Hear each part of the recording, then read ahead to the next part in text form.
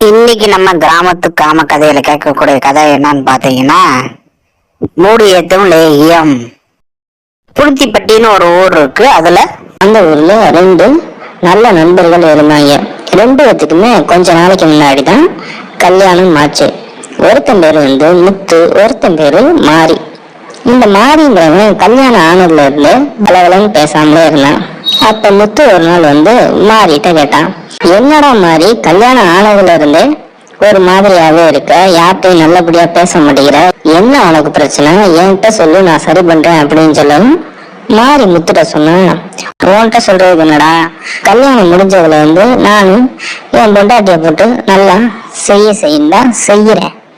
ஆனா அவளுக்கு ஒரே ஒரு குறை, சீக்கிரமே தண்ணி வரதுனால என்னைய ஒரு மாதிரி அசிங்கமா பேசுறாடா. நானும் என்னதான் செய்யறது, உள்ள விட்டவனே ஒரு நிமிஷம் கூட தாக்கு பிடிக்காம தண்ணி வந்துடுது. அவன் இவ்வளவு தானா அப்படிங்கிறா. நானும் எவ்வளவோ தம் கட்டியெல்லாம் என்னென்னமோ செஞ்சு பார்த்துட்டேன். ஆனா ஒரு நிமிஷத்துக்கு மேல கொஞ்சம் சாமான்குள்ள இருக்க மாட்டேங்குது, தண்ணியை கூட்டிட்டு சுருங்கி போயிருது.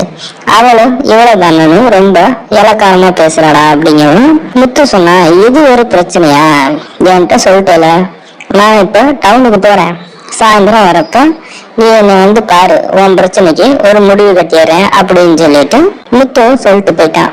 மாரிக்கு ஒரே சந்தோஷம், நம்ம நண்பன் சொன்னா கண்டிப்பா கரெக்டா செய்வான் அப்படின்னு அவனும் வீட்டுக்கு போயிட்டான். நைட் ஆயிடுச்சு. முத்துவும் டவுன்ல இருந்து வந்துட்டான். முத்து வந்தோடனே மாறி நேரா முத்து வீட்டுக்கு போனான். என்னடா முத்து, நீ சொன்னல எதோ அப்படின்னு கேக்குறப்ப, உன்னைய மறப்பனாடா நானு அப்படின்னு சொல்லிட்டு ஒரு உருண்டைய அவன் கையில விட்டுதான். இதுதான் காம உருண்டை, இத போய் 1/2 லிட்டர் பாலை சுண்ட காய்ச்சி அதுல கலந்து குடிச்சிரு. இன்னைக்கு நைட்டு பூரா உன்னோட குஞ்சு வானத்துல விட்ட வில்லு மாதிரி நேரா நிக்கும், நீ உன் பொண்டாட்டிய போட்டு தாக்குன்னு தாக்குடா அப்படிங்கவும் இவனுக்கு ஒரே சந்தோஷம். முத்துவை கட்டி பிடிச்சிட்டு, டேய் நான் போய் முதல்ல வேலையை பாக்குறேன் அப்படின்னு சொல்லிட்டு நேரா போனவன் 1/2 லிட்டர் பாலை வாங்கி நல்லா சுண்ட காய்ச்சி லேகியத்தை உள்ள போட்டு நல்லா கலந்து டபக்குன்னு குடிச்சிட்டான். லேகியமும் உள்ள போனவனே அது வேலைய செய்ய ஆரம்பிச்சிருச்சு. உடனே இவனும் நேரா அவன் பொண்டாட்டிட்ட போய், சரி வா அப்படின்னு கூப்பிட்டுருக்கான். எங்க கூப்பிடுற அப்படின்னு அவ கேட்கவும், நீ வா நம்ம போய் செய்வான் அப்படிங்கிறப்ப அவ சொன்னா, இன்னைக்கெல்லாம் செய்ய முடியாது, நீ போ அப்படின்ட்டு இருக்கா. என்னடி நீப்சாட்டுக்கு எப்படி சொல்ற, இன்னைக்கெல்லாம் செய்ய முடியாதுன்னு, அதெல்லாம் எனக்கு தெரியாது, இன்னைக்கு செஞ்சே ஆகணும் அப்படிங்கிறப்ப அவன் என்ன சொன்னானா, இன்னைக்கு நான் தலை குத்திட்டேன், கண்டிப்பா செய்ய முடியாது, எனக்கு வயிறு வேற வலிக்குது, நீயே வெளில போய் படுத்துக்க அப்படின்னு அவன் சொல்ல, இன்னும் 2 நாள் இருக்கேடி, இப்பயே தலை குத்திட்டேன்னு சொல்ற, என்னடி சொல்ற அப்படிங்கிறப்ப, ஏதா இதெல்லாம் சொல்லிட்டா வரும், சூடு அதிகமானதுனால வந்துருச்சு, போயா முதல்ல போய் வெளியே படியா அப்படிங்கிறப்ப இவனு பொண்டாட்டி பக்கத்துல போய், ஏண்டி ஏதாவது முன்ன பிள்ளை உள்ள விட்டுக்க முடியாதா அப்படிங்கிறப்ப, அதெல்லாம் ஒண்ணும் செய்ய முடியாது, நீங்களும் 5 நாளைக்கு வீட்டு பக்கத்தே வராத, வெளில வரும்னு சொல்லி அவ விரட்டி விட்டா. மாரிக்கும் தாங்க முடியல, மருந்து வேலை செய்ய ஆரம்பிச்சிருச்சு, குஞ்சு தூக்க ஆரம்பிச்சிருச்சு. நேரா தூக்குன குஞ்சோட அவன் ஃப்ரெண்டு முத்துட்ட போயிட்டான். முத்து அப்பதான் அவன் கொண்டாட்டிய கரெக்ட் பண்ணி திறந்து வச்சுட்டு பாத்துக்கிட்டு இருந்தான், எந்த கோணத்துல இருந்து உள்ள விடலாம் அப்படின்னு பாத்துட்டு இருக்கப்ப கதவை மாறி தட்ட ஆரம்பிச்சிட்டான். இன்னத்துக்கு அவன்டா கதவை தட்டுறவனு அந்த கதவை திறந்து பார்த்தவனே, டேய் நீ என்னடா நேரம் வேலையை பார்த்துட்டு இருப்பேன்னு பார்த்தா இங்கே நிக்கிற அப்படின்னு, டேய் என் வெண்டாட்டி தலைக்கு வச்சுட்டாலாம், ஒண்ணுமே செய்ய முடியாதா, நீ கிளம்பி வாடா அப்படின்ட்டு இருக்கான். டேய் இப்ப வேண்டா திறந்து வச்சிருக்கேன் அப்படின்னு, என்ன தடவை திறந்து வச்சிருக்கா, டேய் அதெல்லாம் உனக்கு தெரியாது, எப்பயும் லேட்டா தான் திறப்பா, இன்னைக்கு வெள்ளனே திறந்துட்டான், போட்டு தாக்கலான்னு பார்த்தா நீ என்னடா நிக்கிற, அதெல்லாம் முடியாது, போய் மூடி வச்சுட்டு நீ வாடா அப்படின்னு நேரா உள்ள போய் முண்டாடிட்ட, இரு வந்துடுறேன் அப்படின்னு சொல்லிட்டு மூடி விட்டுட்டு கதவையும் மூடிட்டு 2 பேரும் வண்டி எடுத்துட்டு ஊருக்கு வெளியே நின்று பேசினாங்க. மாறி சொன்னா, டேய் மருந்து செம்மையா வேலை செய்யுது, என்னால ஒண்ணுமே பண்ண முடியாது, இங்க பாரு அப்படின்னு அவன் குஞ்ச காமிச்சான். ஏன்டா இதை கொண்டு காட்டுற முறை உள்ளத்துக்கு போடுறா, இப்ப என்னடா பண்ணணும் அப்படிங்கிறப்ப, என்னால ஒண்ணுமே பண்ண முடியாது, யாரையாவது போட்டே ஆகணும், நீ ஏதாவது வழி சொல்லு அப்படின்னு நண்பன் கேட்கும். ஆனா அவன் சொன்னா, இது என்னடா பெரிய பிரச்சனையா போச்சு, சரி நீயே சொல்றா என்ன பண்ணலாம் அப்படிங்கிறப்ப, நீ கிளம்பு, நம்ம லாரி ஹோட்டலுக்கு போவான் பைபாஸுக்கு, அங்க நிறைய ரூட் எல்லாம் இருக்கும், உன்னை கரெக்ட் பண்ணி நான் போட்டுக்கிறேன்டா, என்னால முடியாதுடா, ரொம்ப தூக்குதுடா, எனக்கு வழி வேற தாங்கலடா, எங்கேயாவது விட்டு ஆகணுடா அப்படிங்கிறப்ப இவன் சொன்னான், சரி வா போலாம் அப்படின்னு சொல்லிட்டு வண்டி எடுத்துட்டு 2 பேரும் நேரா பைபாஸுக்கு லாரி எல்லாம் நிக்கிற ஹோட்டலுக்கு போனாங்க. இவங்க போன நேரம்னு பார்த்து ஹோட்டலு மூடி கிடந்துச்சு.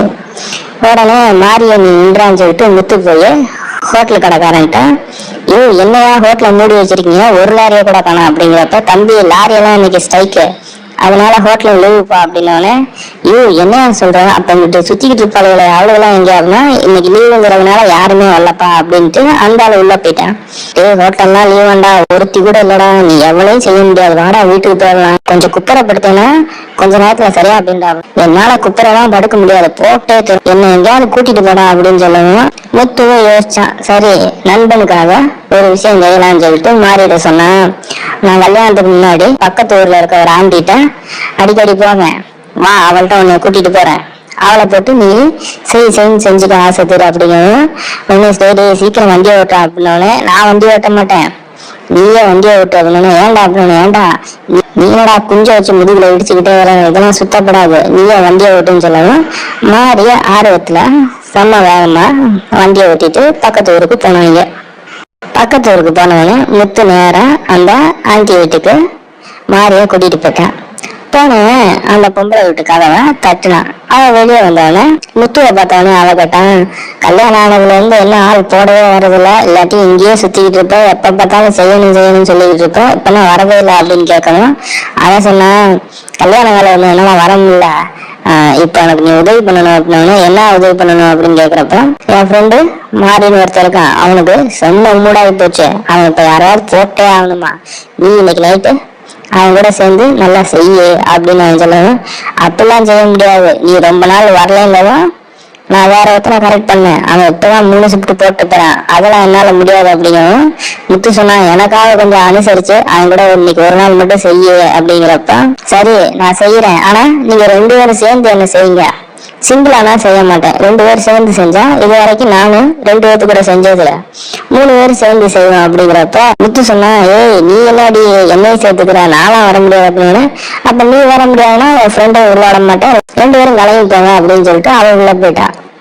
முத்து போய் மாறிட்ட சொன்னா, டேய் அவ 2 பேரை சேர்ந்து செய்ய சொல்றாளா அப்படிங்கிறப்ப மாறி சொன்னா, டே பரவாயில்ல வாடா, எனக்கா 2 பேரும் சேர்ந்து அவளை செஞ்சிருவாண்டா அப்படிங்கிறப்ப, அதெல்லாம் முடியாது, ஏன்டா இது என்னடா இது ஒன்னா சேர்ந்து சாப்பிடறதுக்கு சரக்கா, வாடா முதல்ல போலாம், வேற ஏதாவது யோசிக்கலாம்டா அப்படின்னு சொல்லி அவனை கூட்டிட்டு வந்துட்டான். கூட்டிட்டு வரப்ப மாறிக்கு ஒரு ஐடியா வந்துருச்சு. டக்குன்னு வண்டி நிப்பாட்டினவன் முத்துட்ட சொன்னான், முத்து நான் ஒண்ணு சொல்லுவேன், நீ சங்கடப்படாத அப்படின்னு. சொல்லு, எல்லாத்த சங்கடப்படுறது சொல்றா அப்படின்னு.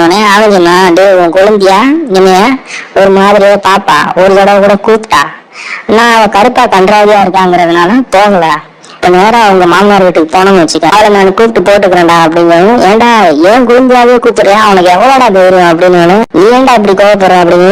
ஏன்டா அவளை நான் கூப்பிட்டே வரலாம், ஆனா உன்னை அவ கூப்பிட்டு இருக்காளா அப்படின்னு.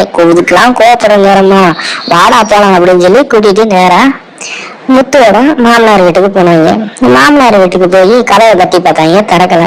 உடனே முத்துவும் மாறையும் சேர்ந்து போய் பின்னாடி பக்கத்து போனாங்க. முத்து போய் கதவை திறந்து பார்த்தா முத்துக்கு ஒரே அதிர்ச்சி.